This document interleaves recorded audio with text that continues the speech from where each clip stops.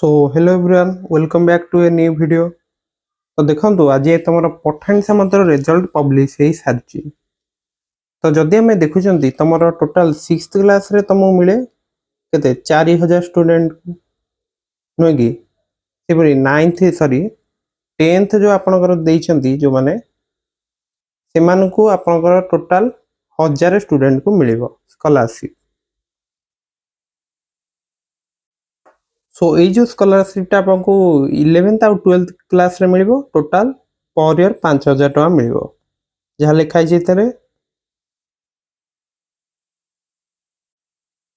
सो देखो ये स्टेटमेंट जब आम पढ़ुं final merit and selection list of 1000 students will be drawn in terms of aggregate mark plus the marks secured in mathematics in HSC exam provided by BSC. आपनकर 10th रो जो board exam हबो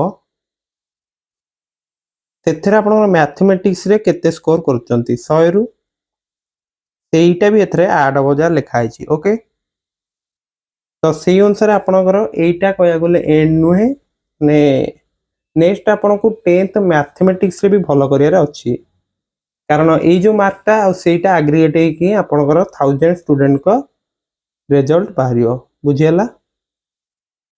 सो देखंतु आज ताले आपण जो माने भाबुचंती मेरिट लिस्ट एपे प्रकाश पाई नाही कारण फास्ट आपनको वर्तमान जो 10th बोर्ड प्रति फोकस करंतु सेथरे भलो मार्क रखे को चेष्टा करंतु। जदि एथरे भी टिके कम मार्क अछि किछि चिंता करियार नाही आपण निजर 10th बोर्ड मैथमेटिक्स रे किपरि 100 रु 100 टारगेट रखिके चलंतु जा द्वारा कि आपण एग्जाम रे बहुत भलो करि परिबे एवं लेखा भी हिज जे आपनकर जदि टाई हुए ताहले the position of the candidate shall be determined by the mark secured in SCP.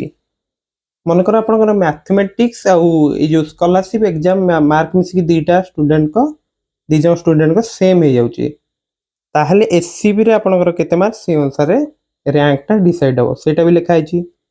तो फिजिकल साइंस भी आपनको भलो करियर अछि बुझियाला।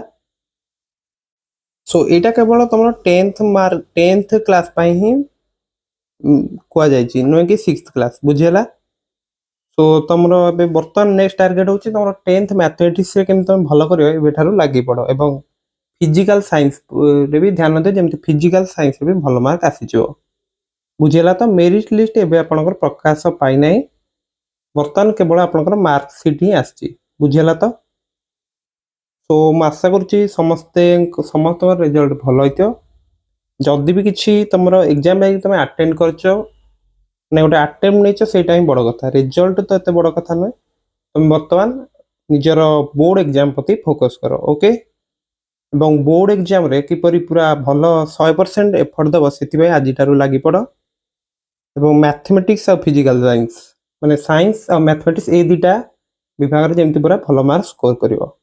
ओके सो टेलीग्राम चैनल में तुमको ये डॉक्यूमेंटा मिल जाए निश्चित जाकि चेक कर एवं 10th क्लास रो ग्रुप रे भी जॉइन हो पारिबो डिस्क्रिप्शन में लिंक थी बुझीगला। तो समस्त को आपण नेक्स्ट एग्जाम बोर्ड एग्जाम सो से प्रिपरेशन आज पूरा जोरसोर आरंभ करदु एवं जेहेतु वीडियोटी देखिछंती so thank you and best of luck.